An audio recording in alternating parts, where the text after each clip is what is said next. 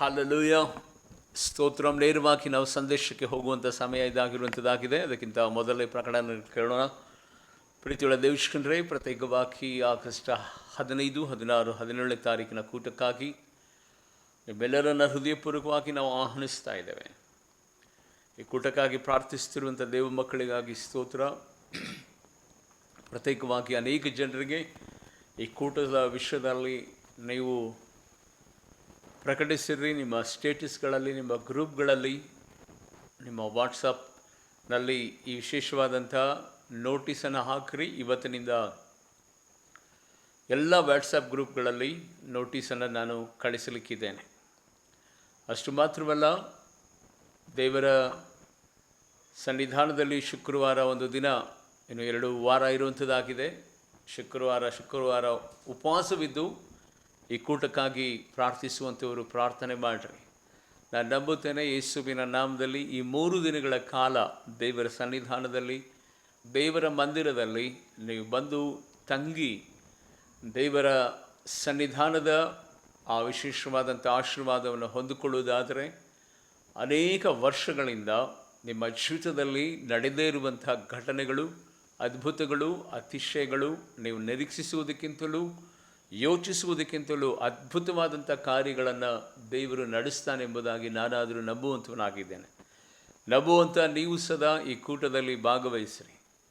ಛತ್ತೀಸ್ಗಢದಿಂದ ಗಾನ ಕುರ್ರೆ ಎನ್ನುವಂಥ ಭಾರತ ದೇಶದಲ್ಲಿ ಪ್ರಖ್ಯಾತಿಯುಳ್ಳಂಥ ದೊಡ್ಡ ಪ್ರವಾದಿ, ನಿಮಗೆಲ್ಲರಿಗೂ ಗೊತ್ತಿರುವ ಹಾಗೆ ಭಾರತ ದೇಶದಲ್ಲಿ ಬಲವಾಗಿ ಉಪಯೋಗಿಸಲ್ಪಡುತ್ತಿರುವಂಥ ಸಿಸ್ಟರ್ ಮೋನಿಕಾ ಮತ್ತು ನಾವು 3 ಸದಾ ಆ 3 ದಿನಗಳ ಕೂಟದಲ್ಲಿ ಇರುವಂಥವರಾಗಿದ್ದೇವೆ.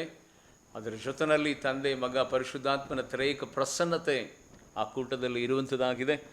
ತಪ್ಪದ ರೀತಿಯಲ್ಲಿ ಎಲ್ಲರೂ ಸದಾ ಭಾಗವಹಿಸಿ ಈ ದಿವ್ಯ ಆಶೀರ್ವಾದಕ್ಕೆ ಪಾತ್ರರಾಗಬೇಕೆಂಬುದಾಗಿ ಹೃದಯಪೂರ್ವಕವಾಗಿ ನಿಮ್ಮನ್ನು ಆಹ್ವಾನಿಸ್ತೇನೆ. ಆತ್ಮೀಯ ದೇವಶ್ರೇ, ಒಂದು ದಿವ್ಯವಾದಂಥ ಸಂದೇಶವನ್ನು ಪರಿಶುದ್ಧಾತ್ಮ ದೇವರು ಇವತ್ತು ನಮ್ಮ ಕುಟುಂಬಕ್ಕಾಗಿ, ನಮಗಾಗಿ ದೇವರಿಟ್ಟಿದ್ದಾನೆ. ದೇವರ ಸನ್ನಿಧಾನದ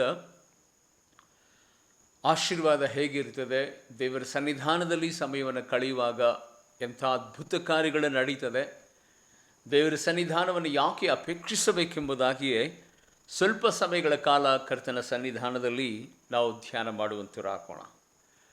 ಕೀರ್ತನೆ ಗ್ರಂಥ 97ನೇ ಅಧ್ಯಾಯದ 5ನೇ ವಚನ.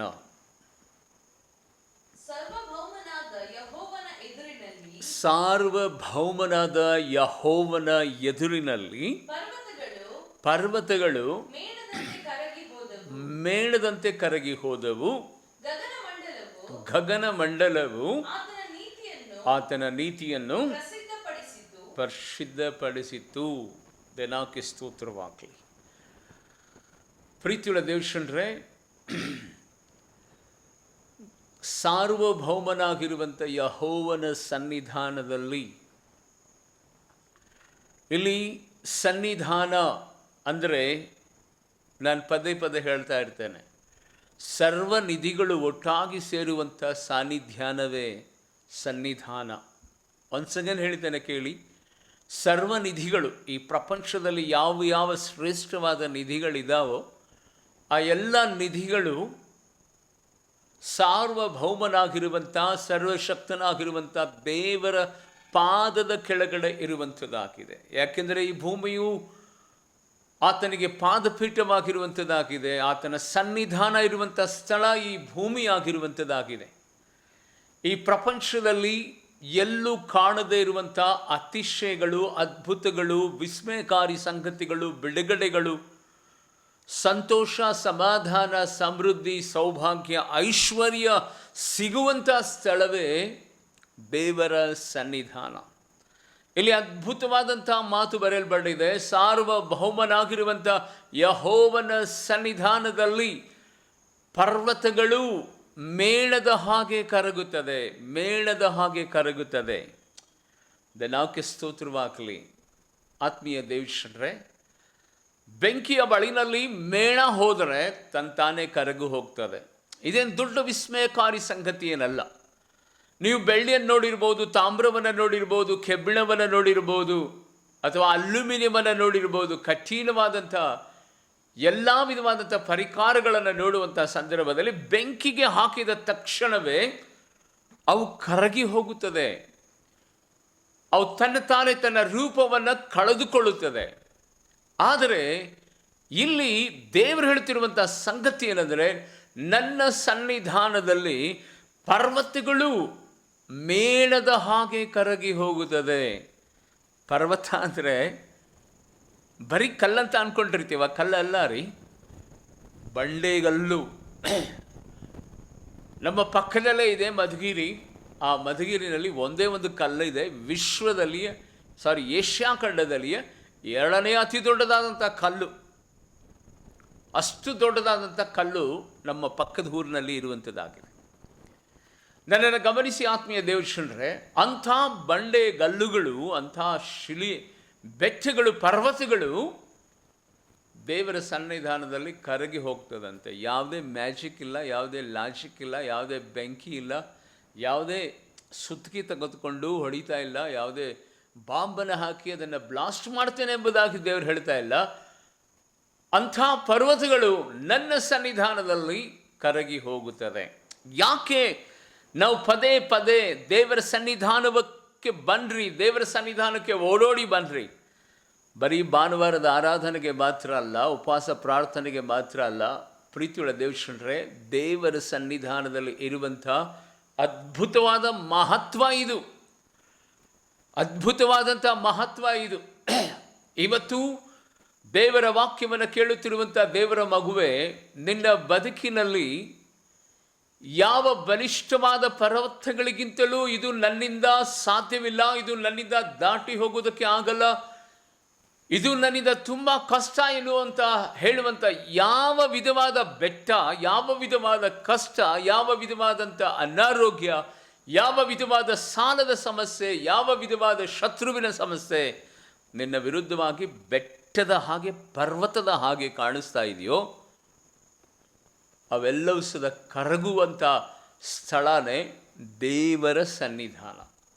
ದೇವರ ಸನ್ನಿಧಾನ. ಅದಕ್ಕಾಗಿಯೇ ಆಗಸ್ಟ್ 15, 16, 17ನೇ ತಾರೀಕು ದೇವರ ಸನ್ನಿಧಾನದಲ್ಲಿ 3 ದಿನಗಳ ಕಾಲ ಎಡೆಬಿಡದೆ ಆರಾಧನೆ, ಎಡೆಬಿಡದೆ ದೇವರಿಗೆ ಸ್ತುತಿ, ಎಡೆಬಿಡದೆ ದೇವರನ್ನು ಕೊಂಡಾಟ ಮಾಡುವುದಕ್ಕಾಗಿ ನಿಮ್ಮನ್ನು ಹೃದಯಪೂರ್ವಕವಾಗಿ ನಾನು ಆಹ್ವಾನಿಸ್ತೇನೆ. ನಿನ್ನ ಕುಟುಂಬದಲ್ಲಿ ಎಷ್ಟೇ ಬಲಿಷ್ಠವಾದಂಥ ಪರ್ವತ, ಆ ಪರ್ವತಕ್ಕೆ ಹೋಲಿಕೆಯಾಗಿರುವಂಥ ಯಾವುದೇ ಕಠಿಣವಾದಂಥ ಸಮಸ್ಯೆಗಳಿರುವುದಾದರೂ ನಜರೇತಿನ ಯೇಸುವಿನ ನಾಮದಲ್ಲಿ ಈ 3 ದಿನಗಳ ಕೂಟದಲ್ಲಿ ನೀನು ಭಾಗವಹಿಸುವುದಾದರೆ ಅವು ಮೇಣದ ಹಾಗೆ ಕರಗಿ ಹೋಗುತ್ತದೆ. ಅವು ಮೇಣದ ಹಾಗೆ ಕರಗಿ ಹೋಗುತ್ತದೆ. ಇಲ್ಲಿ 2ನೇ ಸಾಲು ಹೀಗೆ ಹೇಳಿದರೆ, ಮೇಘಗಳು, ಗಗನಮಂಡಲವು ಆತನ ನೀತಿಯನ್ನು ಪ್ರಸಿದ್ಧಪಡಿಸ್ತವೆ. ಎಲ್ಲಾ ಜನರು ಆತನ ಮಹಿಮೆಯನ್ನು ಕಂಡರು. ದೇವರಿಗೆ ಸ್ತೋತ್ರ, ಆತನ ಮಹಿಮೆಯನ್ನು ಕಂಡರು. ಇನ್ನು ಇಂಗ್ಲಿಷ್ ವರ್ಷನಲ್ಲಿ ದೇವರಿಗೆ ಸ್ತೋತ್ರವಾಗಲಿ ಡಿಫ್ರೆಂಟ್ ಆಗಿರುವಂಥದ್ದಾಗಿದೆ. ಆ ಗಗನ ಮಂಡಲವು ಆತನ ಮುಂದೆ ತಲೆ ಕೆಳಗಾಯಿತು, ಆತನ ಮುಂದೆ ಅದು ಮಡಿಚು ಬಿತ್ತು ಎಂಬುದಾಗಿ ಇಂಗ್ಲಿಷ್ ವರ್ಷನಲ್ಲಿ ಬರೆಯಲ್ಪಟ್ಟಿದೆ. ಯಾವುದನ್ನು ಮಡಿಚಿಡುತ್ತೇವೆ, ಯಾವುದನ್ನು ನಾವು ಬೋರ್ಲಾಗಿಡುತ್ತೇವೆ, ಯಾವುದನ್ನು ಉಲ್ಟಾ ಮಾಡಿ ಇಡುತ್ತೇವೆ ಎಂಬುದಾಗಿ ನೆನೆಸುವಾಗ ಆಕಾಶವನ್ನು ಕುರಿತು, ಗಗನವನ್ನು ಕುರಿತು ಬೈಬಲ್ ಹೇಳ್ತದೆ, ಆತನ ಮುಂದೆ ಅವು ಮಡಚಿಕೊಳ್ಳುತ್ತದೆ, ಅವು ಉಲ್ಟಾ ಆಗಿ ಇರ್ತದೆ ಎಂಬುದಾಗಿ. ಅವೇನು ಬಟ್ಟೆನೂ ಅಲ್ಲ, ಅದು ವೈಯಕ್ತಿಕವಾಗಿ ಒಂದು ದೊಡ್ಡದಾದಂಥ ಏನೂ ಅಲ್ಲ. ಯಾವುದನ್ನು ಮಡಚಿಡುತ್ತೇವೆ ಅಂದರೆ, ಊಟ ಆದ ನಂತರ ತಟ್ಟೆ ತೊಳೆದು ನಾವು ಅದನ್ನು ಅದನ್ನು ಉಲ್ಟಾ ಮಾಡಿ ಇಡುತ್ತೇವೆ. ಅದಕ್ಕೆ ಕನ್ನಡದಲ್ಲಿ ಏನು ಹೇಳ್ತಾರೋ ಗೊತ್ತಿಲ್ಲ, ಅದನ್ನು ಉಲ್ಟಾ ಮಾಡಿ ಇಡುತ್ತೇವೆ. ಪಾತ್ರೆ ತೊಳೆದು ಅದನ್ನು ಉಲ್ಟಾ ಮಾಡಿ ಇಡುತ್ತೇವೆ. ಆತ್ಮೀಯ ದೇವಜನರೇ, ಆ ಗಗನ ಮಂಡಲವು ಸದಾ ಆತನ ಮುಂದೆ ಮಡಚಿ ನಿಂತುಕೊಳ್ತದಂತೆ, ಮಡಚಿ ಅದು ಮರೆಯಾಗಿ ಇರುವಂಥದ್ದಾಗಿದೆ ಅಂತ. ಇವತ್ತು ನಿನ್ನ ಜೀವಿತದಲ್ಲಿರುವಂಥ ಎಷ್ಟೇ ಕಠಿಣವಾದಂಥ ಸಮಸ್ಯೆಗಳು ಪರ್ವತದ ಹಾಗೆ, ನನ್ನ ಕೈನಲ್ಲಿ ಆಗಲ್ಲ, ಇಷ್ಟೊಂದು ಎತ್ತರವಾದಂಥ ಈ ಸ್ಥಿತಿಯನ್ನು ನಾನು ಹೇಗೆ ಬದಲಾಯಿಸಿಕೊಳ್ಳಲಿ ಎಂಬುದಾಗಿ ಕಳವಳ ಪಡುತ್ತಿರುವಂಥ ನಿನಗೆ ದೇವರು ಹೇಳ್ತಿರುವಂಥ ಸಂಗತಿ ಏನು ಗೊತ್ತಾ? ನೀನು ನನ್ನ ಸನ್ನಿಧಾನದಲ್ಲಿ ಬಾ, ಆ ಗಗನ ಮಂಡಲವು ಪರ್ವತವು ಸದಾ ಮೇಣದ ಹಾಗೆ ಕರಗಿ ಹೋಗುವ ಹಾಗೆ ನಾನು ಮಾಡುತ್ತೇನೆ. ಆತ್ಮೀಯ ದೇವರೇ, ಹಿಜ್ಕೀಯನ ಜೀವಿತವನ್ನು ಗಮನಿಸುವಂಥ ಸಂದರ್ಭದಲ್ಲಿ ಒಬ್ಬ ರಾಜ, ಆತನು ರಾಜ್ಯಭಾರ ಮಾಡುತ್ತಿರುವಂಥ ವೇಳೆಯಲ್ಲಿ ಆತನಿಗೆ ಕ್ಯಾನ್ಸರ್ ವ್ಯಾಧಿ ಬರ್ತದೆ. ಭಯಾನಕವಾದಂಥ ಒಂದು ಕ್ಯಾನ್ಸರ್ ವ್ಯಾಧಿ. ಆ ಕ್ಯಾನ್ಸರ್ ವ್ಯಾಧಿ ಗುಣವಾಗದೇ ಇರುವಂಥ ವ್ಯಾಧಿ. ಆಗಿನ ಕಾಲದಲ್ಲಿ ಆತನು ರಾಜ್ಯಭಾರ ಮಾಡುತ್ತಿರುವಂಥ ಸಂದರ್ಭದಲ್ಲಿ ಅನೇಕ ಪಂಡಿತರು ಇದ್ದರೂ ಸದಾ ಅದನ್ನು ವಾಸಿ ಮಾಡೋಕ್ಕಾಗಲಿಲ್ಲ. ಆ ವೇಳೆಯಲ್ಲಿ ಡಾಕ್ಟರ್ಗಳು, ಅಲ್ಲಿರುವಂಥ ಪಂಡಿತರು ಹೇಳ್ತಾರೆ, ಅವನ ಹಿಂಭಾಗದಲ್ಲಿ, ಅಂದರೆ ಅವನ ಬೆನ್ನಿನ ಕೆಳಗಡೆ ಒಂದು ಕೈ ಒಳಗಡೆ ಹೋಗಿ ಹೊರಗಡೆ ಬರಬೇಕಿತ್ತು. ಅಷ್ಟು ಆಳವಾದಂಥ ಗಾಯ, ಕ್ಯಾನ್ಸರ್ ವ್ಯಾಧಿಯದಾಗಿತ್ತು. ಹುಳಗಳು, ಉದ್ದನೆಯ ಹುಳುಗಳು ಅವನ ಮಾಂಸವನ್ನು ತಿನ್ನುತ್ತಾ ಇದ್ದುವಂತೆ. ಆ ಸಂದರ್ಭದಲ್ಲಿ ಡಾಕ್ಟರ್, ಅಂದರೆ ಪಂಡಿತರು ಹೇಳ್ತಾರೆ, ವೈದ್ಯರು ಹೇಳ್ತಾರೆ, ರಾಜ, ಇದನ್ನು ವಾಸಿ ಮಾಡೋಕ್ಕೆ ನಮ್ಮ ಕೈನಲ್ಲಂತೂ ಅಸಾಧ್ಯ. ನೀನು ಆ ಗಾಯದ ಒಳಗಡೆ ಅಟ್ಲೀಸ್ಟ್ ಒಂದು 2-3 kg ಕೋಳಿಯ ಮಾಂಸವನ್ನು ಕೊಯ್ದು ಅದರೊಳಗಡೆ ಹಾಕುವ ಹುಳುಗಳು ಅವುಗಳನ್ನು ತಿನ್ನುತ್ತವೆ, ನಿನ್ನ ಮಾಂಸವನ್ನು ತಿನ್ನೋದನ್ನು ನಿಲ್ಲಿಸ್ತವೆ ಎಂಬುದಾಗಿ ರಾತ್ರಿ ಕೋಳಿ ಮಾಂಸವನ್ನು ಆ ಕ್ಯಾನ್ಸರ್ ಇರುವಂಥ ಸ್ಥಳದಲ್ಲಿ ಹಾಕಿದರೆ ಬೆಳಗಿನ ಜಾವದಲ್ಲೆಲ್ಲ ಖಾಲಿ ಮಾಡಿಬಿಡ್ತೀವಂತ. ಅಷ್ಟು ಭಯಾನಕವಾದಂಥ ವ್ಯಾಧಿ. ದೇನಾಕ್ಕೆ ಸ್ತೋತ್ರವಾಗಲಿ. ಕೊನೆಯದಾಗಿ ಆತನು ತೆಗೆದುಕೊಂಡಂಥ ತೀರ್ಮಾನ, ದೇವರ ಸನ್ನಿಧಾನದಲ್ಲಿ ಅಳುವ ಗೋಡೆಯ ಕಡೆಗೆ ಮುಖ ತಿರುಗಿಸಿಕೊಂಡು ಕಣ್ಣೀರಿಟ್ಟು ಕೇಳ್ತಾ ಇದ್ದಾನೆ, ದೇವ, ನಾನು ಮಾಡಿದಂಥ ಒಳ್ಳೆ ಕಾರ್ಯವನ್ನು ನೀನು ನೆನೆಸಿಕೋ, ನಿನ್ನ ಸನ್ನಿಧಾನದಲ್ಲಿ ನನ್ನನ್ನು ನಾನು ಸಮರ್ಪಣೆ ಮಾಡುತ್ತೇನೆ, ನನಗೆ ಸಹಾಯ ಮಾಡು ಎಂಬುದಾಗಿ ದೇವರ ಸನ್ನಿಧಾನದಲ್ಲಿ ಆತನು ಕಣ್ಣೀರಿಡುತ್ತಾನೆ. ಆ ಕ್ಯಾನ್ಸರ್ ವ್ಯಾಧಿ ಪರ್ವತದ ರೀತಿಯಲ್ಲಿ ಅಲ್ವಾ? ಇವತ್ತಿನ ಕಾಲದಲ್ಲೂ ಸದಾ ಎಷ್ಟೋ ಮೆಡಿಸಿನ್ಸ್ ಕೊಟ್ಟರೂ ಸದಾ ಕ್ಯಾನ್ಸರ್ ವಾಸಿ ಆಗಲ್ಲ. ಆಗುತ್ತೆ ಎಂಬುದಾಗಿ ಹೇಳ್ತಾರೆ. ಅದು ಪದೇ ಪದೇ ಉಲ್ಬಣವಾಗ್ತಾನೆ ಇರ್ತದೆ. ಅದು ದೊಡ್ಡ ಪರ್ವತವಲ್ಲ, ಪರ್ವತದ ರೀತಿಯಲ್ಲಿ ಕಾಣೋದಿಲ್ವಾ? ಹೌದು ಆತ್ಮೀಯ ದೇವರೇ, ಅಂಥ ಘನವಾದ ಪರ್ವತ ಅವನ ಒಂದು ಕಣ್ಣೀರಿನ ಹನಿಯ ಮೂಲಕವಾಗಿ ಆ ಕ್ಯಾನ್ಸರ್ ವ್ಯಾಧಿಗೆ ಬದಲಾಗಿ ದೇವರು 15 ವರ್ಷ ಆಯುಷ್ಕಾಲವನ್ನು ಕೊಡಲಿಲ್ವಾ? ಇವತ್ತು ನಿನ್ನ ಮುಂಭಾಗದಲ್ಲಿ ಯಾವ ವಿಧವಾದಂಥ ವ್ಯಾಧಿ, ಯಾವ ವಿಧವಾದಂಥ ಕುಟುಂಬದ ಸಮಸ್ಯೆ, ಯಾವ ವಿಧವಾದಂಥ ಶತ್ರುವಿನ ಕಾಟ, ಯಾವ ವಿಧವಾದಂಥ ಹಣದ ಮುಗ್ಗಟ್ಟು ಎನ್ನುವಂಥ ಪರ್ವತ ಇದೆಯೋ, ಆ ಪರ್ವತವನ್ನು ದೇವರ ಸನ್ನಿಧಾನದಲ್ಲಿ ಬಂದು ಅದನ್ನು ಸಮರ್ಪಣೆ ಮಾಡಿ, ದೇವಾ ಕರ್ತನೆ ಸ್ವಾಮಿ, ನನ್ನನ್ನು ಕರುಣಿಸು ಎಂಬುದಾಗಿ ದೇವರ ಸಮಕ್ಷಮದಲ್ಲಿ ನೀನು ಪ್ರಾರ್ಥನೆ ಮಾಡುವಾಗ ಖಂಡಿತವಾಗಿಯೂ ಆ ಸಮಸ್ಯೆ ಪರ್ವತದ ಹಾಗೆ ಇರುವುದಾದರೂ ಅದನ್ನು ಮೇಣದ ರೀತಿಯಲ್ಲಿ ದೇವರು ಕರಗಿಸಿ ನಿನಗೆ ಆರೋಗ್ಯವನ್ನು ಕೊಡುತ್ತಾನೆ. ಇವತ್ತಿನ ದಿನಮಾನಗಳು ಅನೇಕ ಜನರ ಜೀವಿತದಲ್ಲಿ ಆ ಸಮಸ್ಯೆ ಮತ್ತೆ ಮತ್ತೆ ಉಲ್ಬಣವಾಗ್ತಾ ಇದೆ. ಅನೇಕ ಕಷ್ಟ ನಷ್ಟಗಳಿಗೆ ಗುರಿ ಆಗ್ತಾ ಇದ್ದಾರೆ. ಆದರೆ ದೇವರ ಸನ್ನಿಧಾನದಲ್ಲಿ ಅವರು ತಮ್ಮನ್ನು ತಾವು ಸಮರ್ಪಣೆ ಮಾಡಿಕೊಳ್ಳೋದಿಲ್ಲ. ವೈಯಕ್ತಿಕವಾಗಿ ಪಶ್ಚಾತ್ತಾಪದ ಅರಿಕೆಯನ್ನು ಮಾಡಿಕೊಳ್ಳೋದಿಲ್ಲ. ಯಾಕೆಂದರೆ ಅವರ ಹೃದಯ ಶತ್ರು ಏನು ಮಾಡಿದ್ದಾನೆ ಗೊತ್ತಾ? ಕಲ್ಲಾಗಿ ಮಾರ್ಪಡಿಸಿದ್ದಾನೆ. ದೇನಾಕ್ಕೆ ಸ್ತೋತ್ರವಾಗಲಿ. ಹಿಜ್ಕೀಯನ ಮುಂದಿದ್ದಂಥ ಪರ್ವತ ಮೇಣದ ಹಾಗೆ ಕರಗಿ ಹೋಯಿತು. ಕಲ್ಲೂರಿ ಕಣ್ಣಿನಲ್ಲಿ ಒಂದು ಚಿಕ್ಕ ಕಲ್ಲು ಬಿದ್ದರೆ ಆ ಕಲ್ಲನ್ನು ತೆಗೆಯೋದಕ್ಕೆ ಎಷ್ಟೋ ಪ್ರಯಾಸ ಪಡ್ತೇವೆ ಅಲ್ವಾ? ಅಷ್ಟು ಮಾತ್ರವಲ್ಲ, ಒಂದು ಚಿಕ್ಕ ಕಲ್ಲು ದೇನಾಕ್ಕೆ ಸ್ತೋತ್ರವಾಗಲಿ ಎಷ್ಟು ಬಲವಾದ ಬೆಂಕಿನಲ್ಲಿ ಹಾಕಿದರೂ ಸದಾ ಅದು ಸುಡಲ್ಲ. ಆದರೆ ಪರ್ವತದಂಥ ಸಮಸ್ಯೆಗಳೇ ದೇವರ ಸನ್ನಿಧಾನದಲ್ಲಿ ಮೇಣದ ಹಾಗೆ ಕರಗುತ್ತದೆ ಎನ್ನುವಾಗ ದೇವರ ಸನ್ನಿಧಾನವನ್ನು ಯಾರು ಇಷ್ಟಪಡಲ್ಲ. ಅದಕ್ಕೆ ಬೈಬಲ್ ಹೇಳ್ತದೆ, ನಿಮ್ಮ ಹೃದಯವು ವಾಸಿಯಾಗದೇ ಇರುವಂಥ ರೋಗಕ್ಕೆ ಒಳಗಾಗಿರುವಂಥದ್ದಾಗಿದೆ ಅಂತ. ಇದನ್ನು ದಾಟಿ ಇಬ್ರಿಯ ಗ್ರಂಥಕರ್ತನು ಹೀಗೆ ಹೇಳುತ್ತಾನೆ, ನಿಮ್ಮ ಹೃದಯವನ್ನು ನೀವು ಕಠಿಣ ಮಾಡಿಕೊಂಡಿದ್ದೀರಿ. ನಿಮ್ಮ ಪೂರ್ವಿಕರು ಕಠಿಣ ಮಾಡಿಕೊಂಡು ದೇವರ ಸನ್ನಿಧಾನವನ್ನು ಬಿಟ್ಟು ದೂರಾದರೂ ಅವರ ಹಾಗೆ ನೀವು ನಾಶವಾಗಬೇಡ್ರಿ ಎಂಬುದು. ಇಲ್ಲಿ ಹೃದಯವನ್ನು ಒಂದು ಕಠಿಣವಾದಂಥ ಕಲ್ಲಿಗೆ ಇಬ್ರಿಯ ಗ್ರಂಥಕರ್ತನು ಹೋಲಿಸುತ್ತಾನೆ. ಈ ಕಠಿಣವಾಗುವುದಕ್ಕೆ ಕಾರಣ ಏನು ಗೊತ್ತಾ? ಮನುಷ್ಯನ ಒಳಗಡಿರುವಂಥ ಪಾಪ.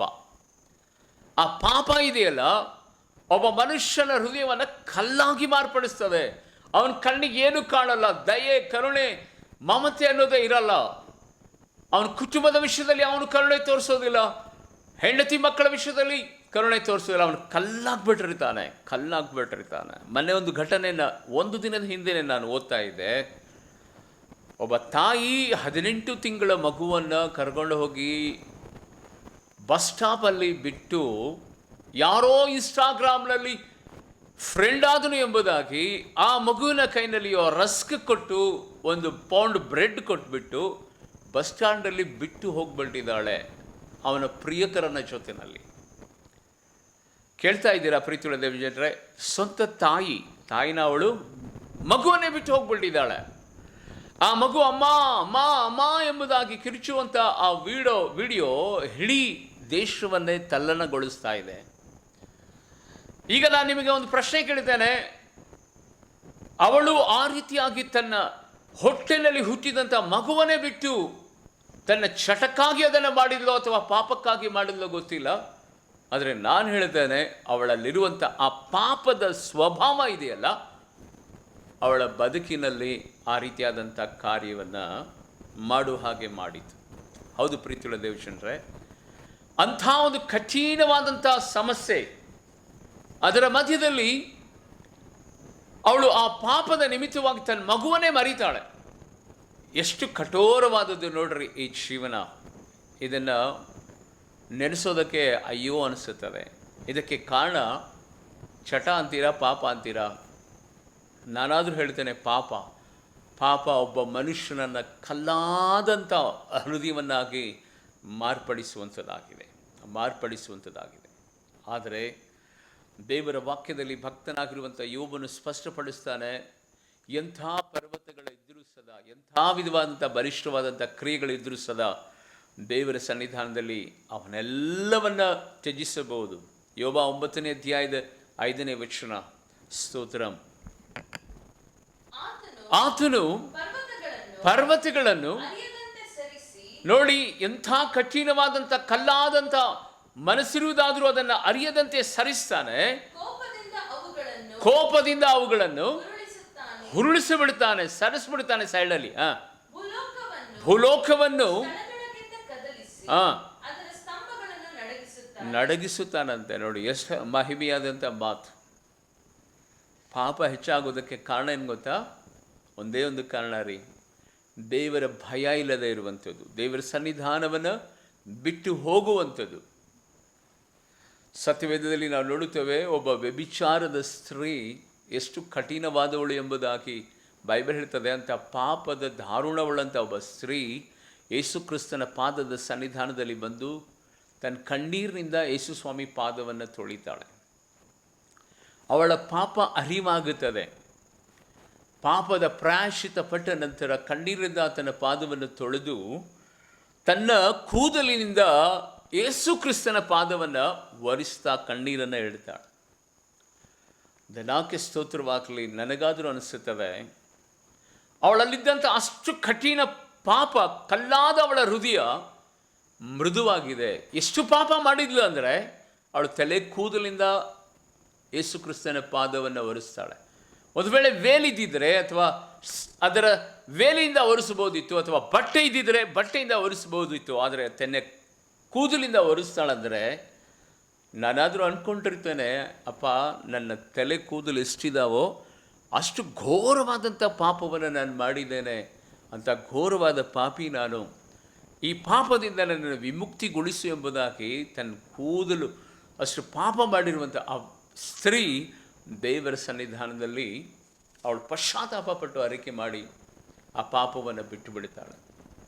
ಕೊನೆಯ ದಿನಕ್ಕೆ ಅವಳ ಹೆಸರು ದನಾಕ್ಕೆ ಸ್ತೋತ್ರವಾಗಲಿ ಬೈಬಲಲ್ಲಿ ಇಲ್ಲದೇ ಇರುವುದಾದರೂ ಸದಾ ಸತ್ಯವೇದದಲ್ಲಿ ಎಲ್ಲೆಲ್ಲಿ ಶುಭ ವಾರ್ತೆ ಸಾರಲ್ಪಡ್ತದೋ ಅಲ್ಲೆಲ್ಲ ಆ ತಾಯಿಯ ಮಾಡಿರುವಂಥ ಕಾರ್ಯ, ಆ ಜೀವವುಳ್ಳಂಥ ಆರಾಧನೆ ಎಲ್ಲರೂ ಸದಾ ಇವತ್ತು ನಾವು ಗಮನಿಸ್ತೇವೆ. ಪ್ರೀತಿಯುಳ್ಳ ದೇವಜನರೇ, ಇವತ್ತು ದೇವರ ಸನ್ನಿಧಾನದಲ್ಲಿ ನಿನ್ನ ಒಳಗಡೆ ಆ ಕಲ್ಲಿನ ಸ್ವಭಾವವನ್ನು ದೇವರು ಮೃದುಗೊಳಿಸಬೇಕಂದ್ರೆ, ಪರ್ವತದ ಹಾಗೆ ಇರುವಂಥ ನಿನ್ನ ಸಮಸ್ಯೆಗಳು ಮೇಣದ ಹಾಗೆ ಕರಗಬೇಕಂದ್ರೆ, ಕಠಿಣವಾದಂಥ ನಿನ್ನ ಜೀವನ ಅದು ಮೃದುತ್ವದ ಕಡೆಗೆ, ಆಶೀರ್ವಾದದ ಕಡೆಗೆ ದೇವರು ನಡೆಸಬೇಕಂದರೆ, ನಿನ್ನ ಸಮಸ್ಯೆಗಳು ಯೇಸುವಿನ ನಾಮದಲ್ಲಿ ಮೇಣದ ಹಾಗೆ ಕರಗಬೇಕಂದ್ರೆ, ಪ್ರೀತಿಯುಳ್ಳ ದೇವಶ್ರೀ, ನೀನು ಹುಡುಕಬೇಕಾದಂಥ ಸ್ಥಳ ದೇವರ ಸನ್ನಿಧಾನ.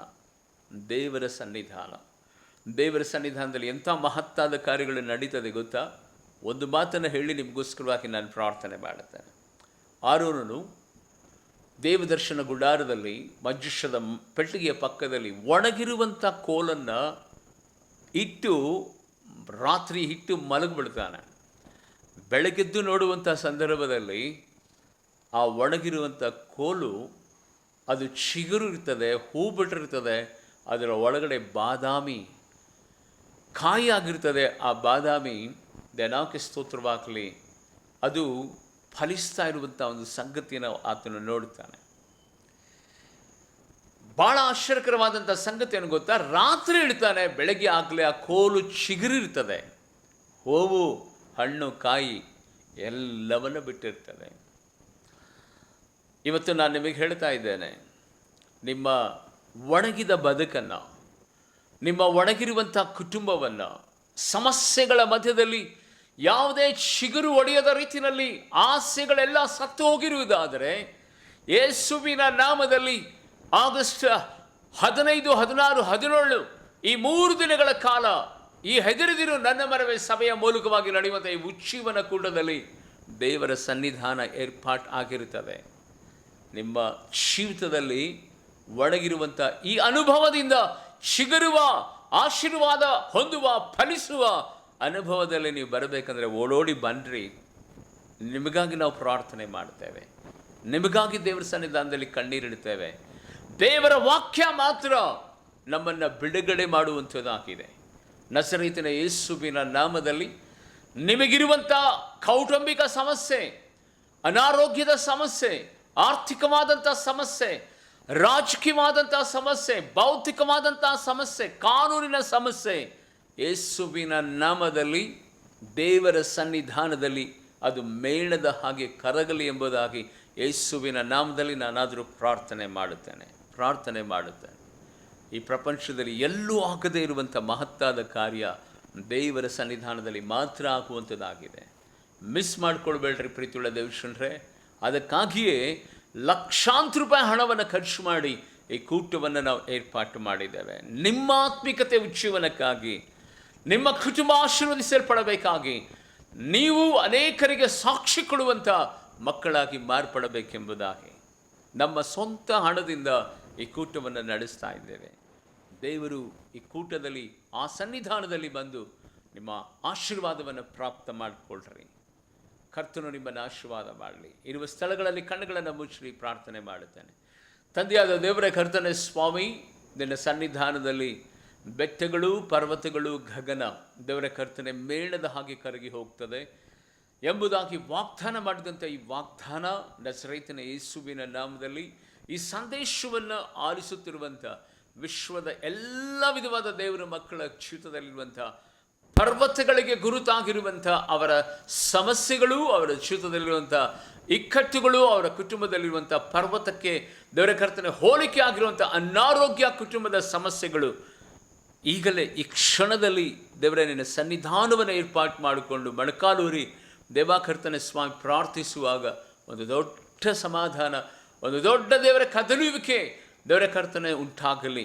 ಪರ್ವತಗಳನ್ನು ಕದಲುವ ಹಾಗೆ ಮಾಡುವ ದೇವರು, ದೇವರ ಗುಡ್ಡಗಳನ್ನು ಸರಿಸುವ ಹಾಗೆ ಮಾಡುವ ದೇವರು ನೀನಾಗಿದ್ದೀ ರಾಜ. ಇವರ ಕುಟುಂಬದಲ್ಲಿ ಯಾವ ಯಾವ ಸಮಸ್ಯೆಗಳಿಂದ ಇವತ್ತು ಕಂಗಾಲಾಗಿದ್ದಾರೋ ಅಂಥವರನ್ನು ನೀನು ಸಂಧಿಸಿ ನಿನ್ನ ಮಕ್ಕಳನ್ನು ಕರ್ತನೆ ಸ್ಪರ್ಶಿಸಿ ಬಿಡುಗಡೆ ಕೊಡುವಂಥವನಾಗು ರಾಜ. ದೇವರೇ, ಪ್ರತ್ಯೇಕವಾಗಿ ನಿನ್ನ ಸನ್ನಿಧಾನದ ದೇವರ ಆಶೀರ್ವಾದವನ್ನು ಹೊಂದಿಕೊಳ್ಳೋದಕ್ಕಾಗಿ ಆಗಸ್ಟ್ 15, 16, 17ರಂದು ದೇವರ ಅನೇಕ ಕುಟುಂಬಗಳು ದೇವರೇ ನಿನ್ನ ಸಮ್ಮುಖದಲ್ಲಿ ಬಂದು ಬಿಡುಗಡೆ ಹೊಂದುವಂತೆ ನೀನು ತಾನೇ ಬಾಗಿಲುಗಳನ್ನು ತೆರೆಮಾಡು. ಇವತ್ತು ದೇವರೇ, ಪ್ರತ್ಯೇಕವಾಗಿ ನಿನ್ನ ಸನ್ನಿಧಾನದಲ್ಲಿ ಪ್ರಾರ್ಥಿಸುತ್ತಿರುವಂಥ, ದೇವರ ವಾಕ್ಯವನ್ನು ಓದುತ್ತಿರುವಂಥ ನಿನ್ನ ಮಕ್ಕಳನ್ನು ಆಶೀರ್ವಾದ ಮಾಡು. ಈ ದಿನದ ಪ್ರತಿಯೊಂದು ಪ್ರಯಾಣಗಳಲ್ಲಿ ಜೊತೆಗಾರನಾಗಿರಪ್ಪ. ಇವತ್ತು ಕಾಣಿಕೆಗಳನ್ನು ಕೊಟ್ಟಂಥ ನಿನ್ನ ಮಕ್ಕಳನ್ನು ಆಶೀರ್ವಾದ ಮಾಡು ದೇವರ. ನಿನ್ನ ಸನ್ನಿಧಾನದಲ್ಲಿ ಗೂಗಲ್ ಪೇ, ಫೋನ್ಪೇ ಅಕೌಂಟ್ಗಳ ಮೂಲಕವಾಗಿ ಕಾಣಿಕೆಗಳನ್ನು ಕಳಿಸಿರುವಂಥ ನಿನ್ನ ಮಕ್ಕಳನ್ನು ಹೆಸರಾಗಿ ನಿನ್ನ ಆಶೀರ್ವಾದ ಮಾಡು. ಮನೆ ಬಿಟ್ಟು ಮನೆ ಸೇರು ತನಕ ದೇವರ ಕರ್ತನಿನ ಮಕ್ಕಳ ಪ್ರಯಾಣದಲ್ಲಿ ಜೊತೆಗಾರನಾಗಿದ್ದು ನೀನು ನಡೆಸಬೇಕೆಂಬುದಾಗಿ ಪ್ರಾರ್ಥಿಸ್ತೇನೆ. ಎಲ್ಲ ಮಹಿಮೆ ಮಹತ್ವ ನಿಮಗೆ ಸಲ್ಲಿಸುತ್ತಾ ಯೇಸುವಿನ ನಾಮದಲ್ಲಿ ಬೇಡಿ ಪ್ರಾರ್ಥಿಸ್ತೇನೆ ನನ್ನ ಪರಲೋಕದ ತಂದೆಯಾದ ದೇವರೇ, ಆಮೇನ್. ಆತ್ಮೀಯ ದೇವಜನರೇ, ಈ ದಿವ್ಯ ಸಂದೇಶವು ನಿಮಗೆ ಆಶೀರ್ವಾದಕರವಾಗಿರುವುದಾದರೆ ನೀವು ಅನೇಕ ಜನರಿಗೆ ಶೇರ್ ಮಾಡಿರಿ. ಇದುವರೆಗೆ ಸಬ್ಸ್ಕ್ರೈಬ್ ಮಾಡಿಕೊಳ್ಳದೇ ಇರುವುದಾದರೆ, ನಮ್ಮ ಸೇವೆಗೆ ಏನಾದರೂ ಸಪೋರ್ಟ್ ಮಾಡಬೇಕೆಂಬುದಾಗಿರುವುದಾದರೆ ದಯಮಾಡಿ ಇವತ್ತೇ ಸಬ್ಸ್ಕ್ರೈಬ್ ಮಾಡಿಕೊಳ್ಳ್ರಿ. ಪ್ರತಿದಿನ ಉದಯ ಕಾಲದಲ್ಲಿ ದೇವರು ಈ ವಾಗ್ದಾನಗಳೊಟ್ಟಿಗೆ ನಿಮ್ಮನ್ನು ಸಂಧಿಸಲಿಕ್ಕಿದ್ದಾನೆ. ಈ ವಾಗ್ದಾನವನ್ನು ಕೇಳಿ ನಿಮ್ಮ ದಿನವನ್ನು ಪ್ರಾರಂಭ ಮಾಡಿರಿ. ಪ್ರತಿದಿನವೂ ಸಹ ದೇವರ ಸನ್ನಿಧಾನದಲ್ಲಿ ಈ ವಾಕ್ಯ ನಿಮ್ಮನ್ನು ಬಲಪಡಿಸಲಿ. 9741791564 ಇದು ಪ್ರಾರ್ಥನಾ ಕರೆಯ ನಂಬರ್ ಆಗಿರುವಂಥದ್ದಾಗಿದೆ. ನಿಮಗೆ ಏನೇ ಸಮಸ್ಯೆ ಇರುವುದಾದರೂ ಈ ಫೋನ್ ನಂಬರ್ಗೆ ಕರೆ ಮಾಡ್ಬೋದು. ಇದೇ ಫೋನ್ಪೇ ಮತ್ತು ಗೂಗಲ್ ಪೇ ನಂಬರ್ ಆಗಿರುವಂಥದ್ದಾಗಿದೆ. ವಿಶೇಷವಾಗಿ ವಿಷಯದಲ್ಲಿ ದೇವರು ನಿಮ್ಮ ಹೃದಯದಲ್ಲಿ ಮಾತನಾಡುವುದಾದರೆ ನೀವು ಪ್ರೋತ್ಸಾಹಿಸ್ಬೋದು. God bless you all. Thank you.